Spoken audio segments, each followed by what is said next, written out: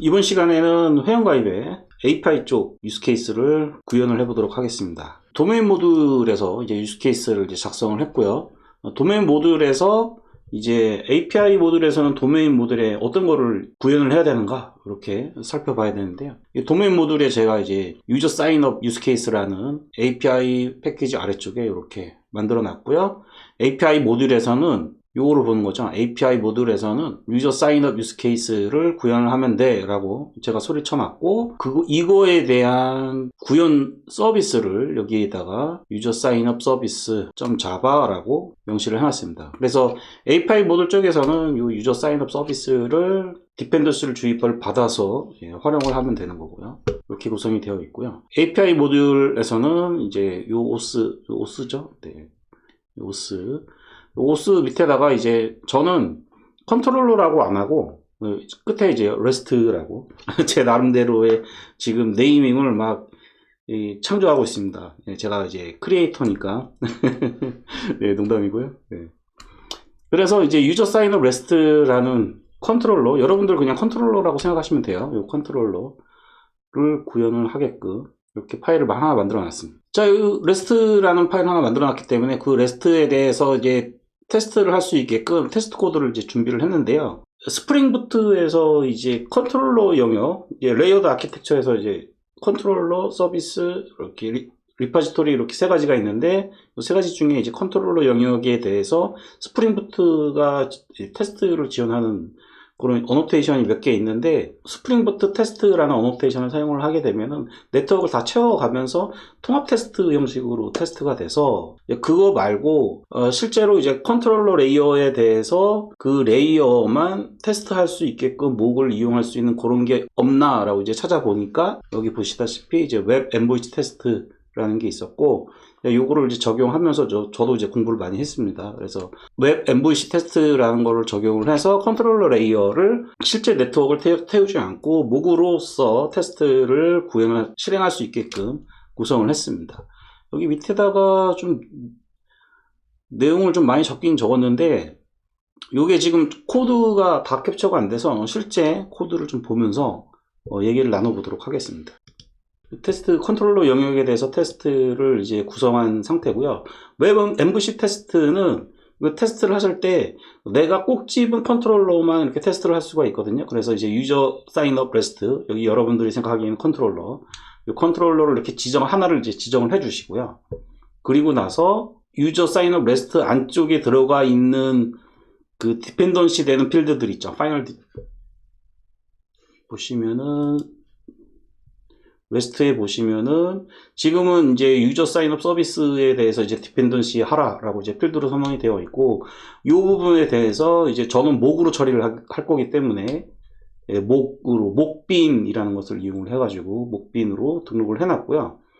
그 다음에 이제 여러분들이 보시기에 내가 알고는 왜 MVC 테스트하고 조금 내용이 더 많은 것 같은데 라고 생각하시는 분들도 있을 거예요. 지금 해보신 분은. 근데 보시면은 일단 웹 MVC 테스트 어노테이션을 사용하기 위해서 목 MVC를 오토와이어드 하고, 그 다음에 오브젝트 매퍼를 오토와이어드를 두 가지를 해줍니다.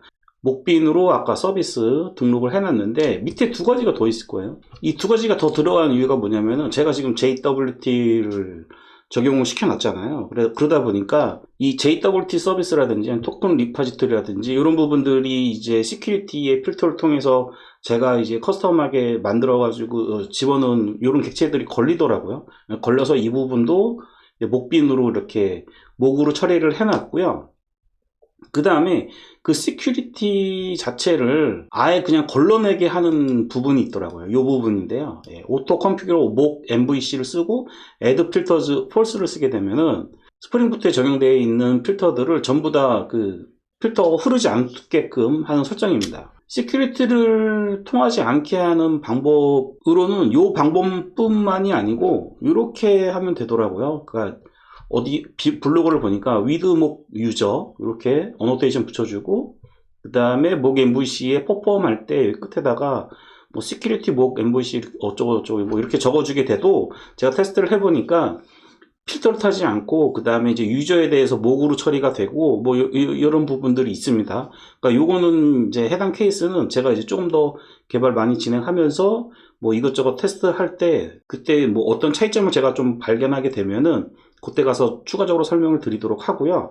지금 현재는 그냥 가장 간단하게 위에다가 오토 컨피그러블 목 MVC에 add filters를 펄스로 주게 되면은 필터를 타지 않는다. 시큐리티 필터까지 타지 않는다. 그런데 단 시큐리티 필터에 뭐 JWT라든지 뭐 이런 것들을 이제 적용해 놓은 이런 부분들이 있으면 이 부분까지 이게 테스트를 돌리다 보면 에러가 나거든요. 에러가 날 때 이런 부분들이 이제 로고에 찍힐 거예요. 로고에 찍히면 이제 얘네들을 이제 목빈으로 처리를 하시면은 충분히 해결이 된다. 자, 이렇게 해서 이제 테스트 코드까지 준비를 해 봤습니다.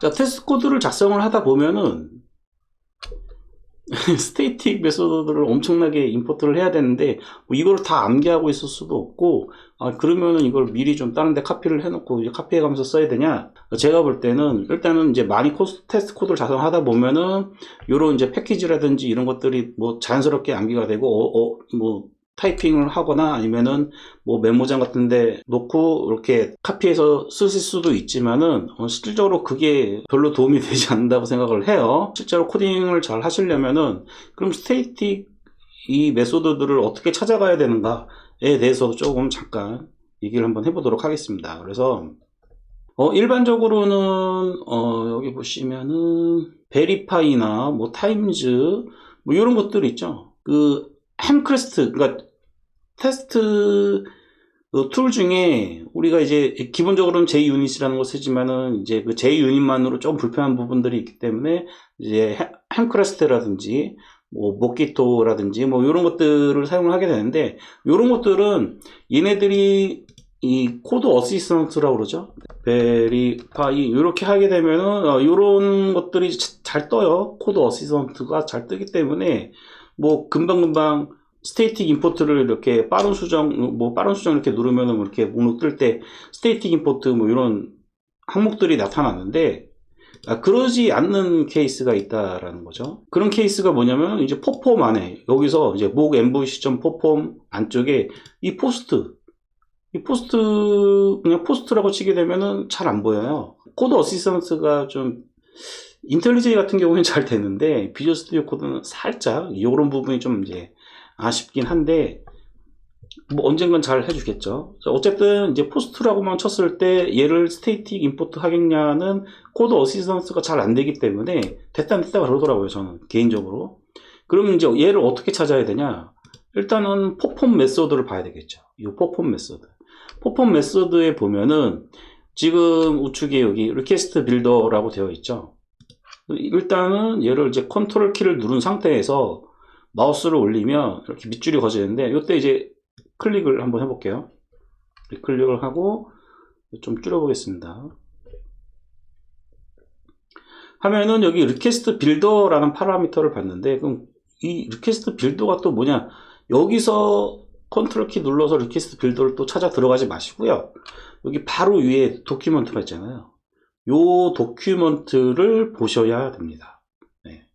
그래서 이제 영어가 좀 안 되시는 분들은 이제 카피해서 번역해서 보시면 되고요. 여기 보시면은 C Static Factory Method, 그러니까 JUnit이나 햄크레스트나 뭐 아니면 모키터라든지 이런 것들을 이제 컨트롤 누른 상태로 이렇게 딱 들어갔을 때 도큐멘트에 이 C Static Factory Method라는 단어가 많이 보이실 거예요. 그럼 얘를 찾아가시면 돼요. 얘. 네, 여기 보시면은 목 MVC request builders 이거 있죠? 네. 그 다음에 return result action 이건 나중에 얘기하고요. 그 다음에 여기 또 보시면 목 MVC request builders, 목 MVC result matches 이렇게 두 가지가 필요할 거다라는 거죠. 자, 그러면 고민하지 마시고요. 포폼 안쪽에 들어가는 거는 이 다큐멘트에 이 리퀘스트 빌더를 만들어주는 팩토리 메소드들이 있으니 그 메소드들 요 두 개, 요 두 개 있죠. 요 두 개를 이렇게 그냥 두 개를 그냥 다 카피를 하신 다음에 저는 이제 한 개만 해볼게요. 이렇게 스테이틱 팩토리라는 것이 있어요. 이 클래스에 이렇게 설명이 되어 있으니까 여기 가셔가지고 그냥 아무 생각 없이 일단은 점 이렇게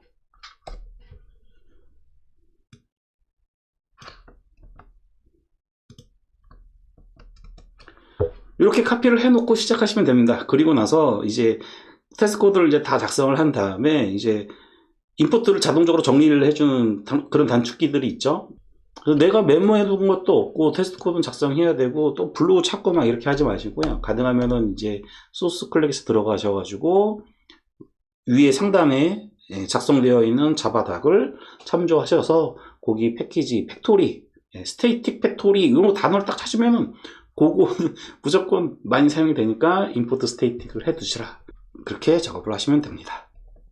자, 웹 MVC 테스트는 단위 테스트인가 통합 테스트인가? 제가 이 내용을 적은 이유가 뭐냐면 제가 최근에 읽고 있는 책에서 이런 얘기를 하더라고요. URL을 이제 가상 네트워크 목으로 출할 수 있게 하니까 통합 테스트로 보는 관점이 있고요. 그 다음에 단일 레이어 내에서 이루어지니까 단위 테스트로 보는 관점이 있다. 이렇게 두 가지 관점이 있습니다. 근데 저는 이제 제 결론은 통합 테스트라기보다는 그냥 좀 헷갈리니까 통합 테스트라고 하면은 우리가 일반적으로 생각하기에 컨트롤러부터 서비스 리퍼지토리까지 다 이제 통하는 걸 통합 테스트라고 저는 정의를 했었기 때문에 컨트롤러 레이어에서 테스트하는 레이어 내부에서의 테스트니까 저는 단위 테스트로 정하는 것이 맞겠다라고 생각을 했고, 그래서 이제 저 나름대로 단위 테스트는 레이어 내, 통합 테스트는 레이어 간 연계, 그 다음에 시스템 테스트는 전체 다, 컨트롤러부터 리퍼지토리까지 전부 다, 그 다음에 E2E 테스트는 UI 테스트까지 들어간 거. 네, 이렇게 저는 정의를 했습니다. 여러분들 나름대로의 프로젝트에서 또 이제 단위 테스트가 뭔지 이런 정의들이 있을 거예요. 네, 그런 것들을 잘 파악하시면서 테스트 코드를 작성을 하셔야 될 것 같습니다.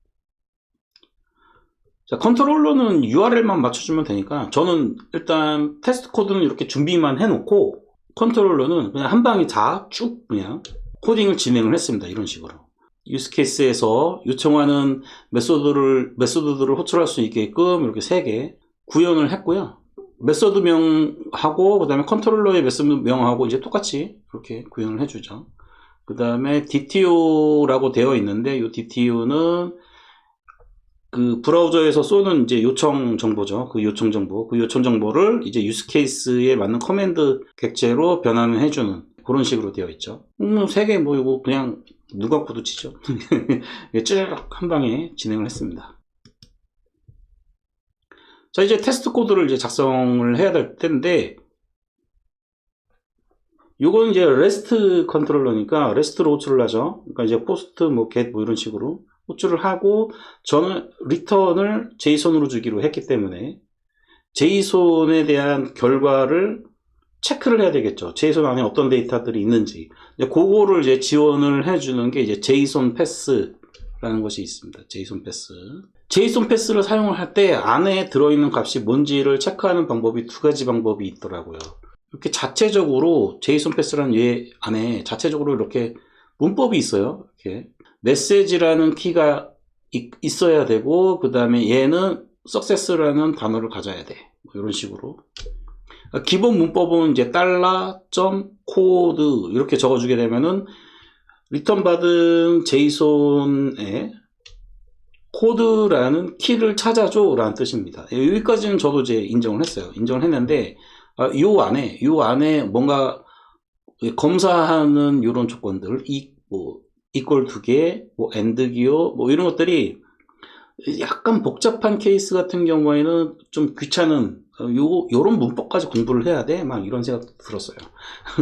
그래가지고 이거 좀 불편하다. 그냥 나는 기존에 쓰던 여기 안에 여기 밑에 보시면은 equal to start with 이렇게 있죠. 얘는 햄크레스트에서 지원해주는 매처입니다. 그러니까 JSON 패스가 이제 두 번째 파라미터로 햄크레스트 매처도 지원을 해주고 있더라고요. 이 보이시죠? equal to는 햄크레스트 매처죠. 네, 매처.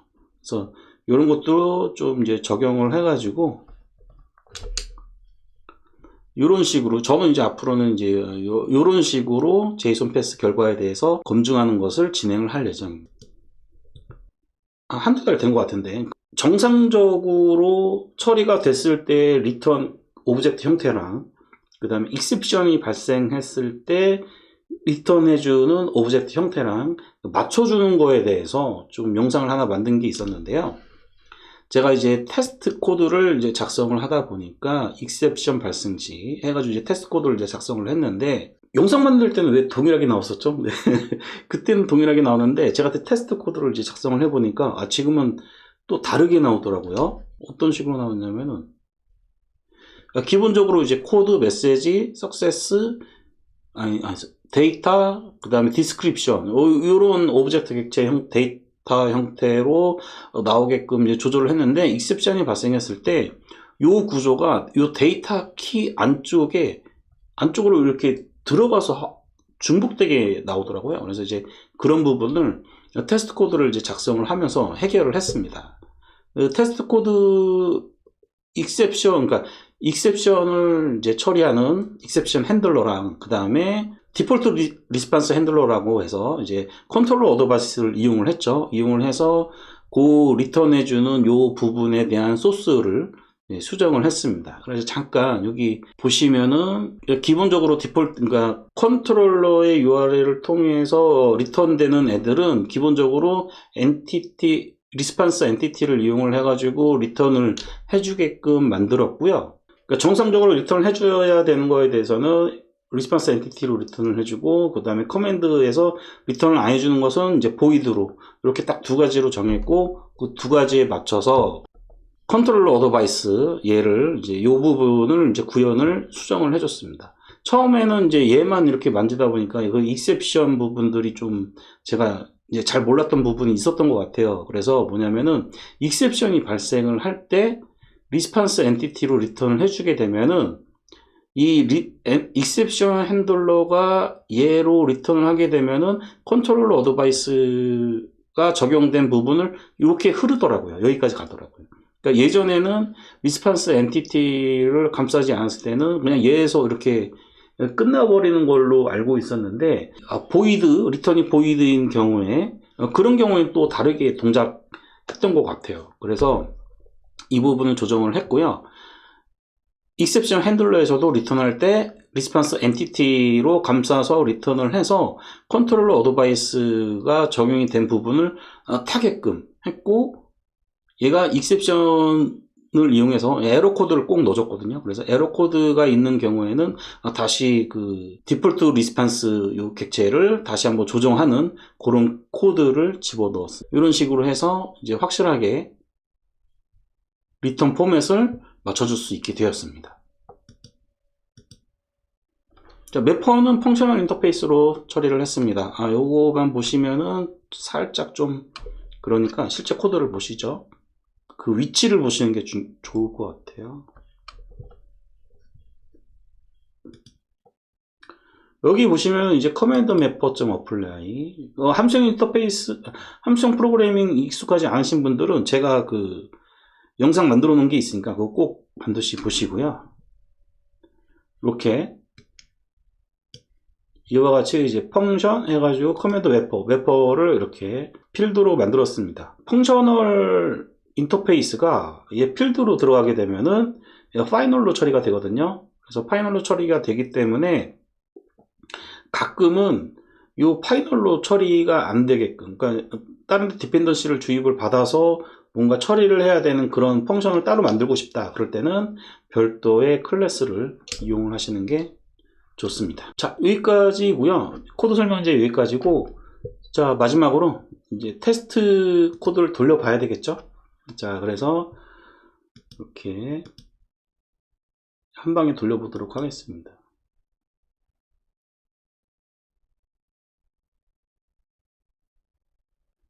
네, 4개 다 성공했습니다.